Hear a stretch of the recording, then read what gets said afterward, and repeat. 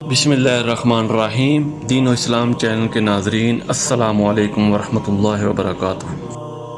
صحیح بخاری کی حدیث نمبر 232 ہے، وہ رسول کریم صلی اللہ علیہ وسلم کے کپڑوں سے منی کو دھو ڈالتی تھی۔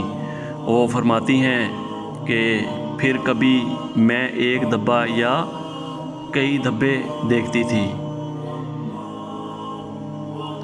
اسی طرح صحیح بخاری کی حدیث نمبر 233 ہے، کچھ لوگ عقل یا ارینہ قبیلوں کے مدینے میں آئے اور بیمار ہو گئے۔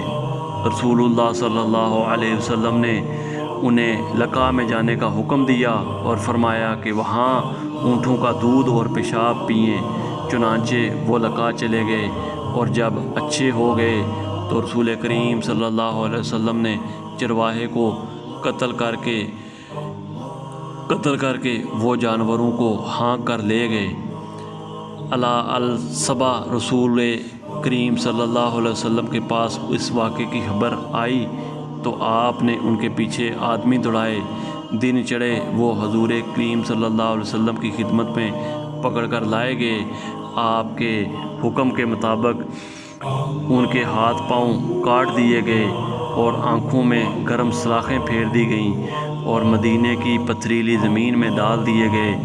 پیاس کی شدت سے وہ پانی مانگتے تھے، مگر انہیں پانی نہیں دیا جاتا تھا۔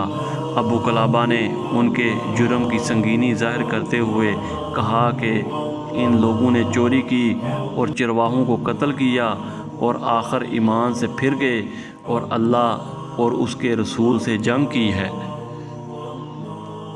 قرآن و حدیث کی تعلیمات کے لیے دین و اسلام چینل کو سبسکرائب کریں۔ جزاک اللہ خیر۔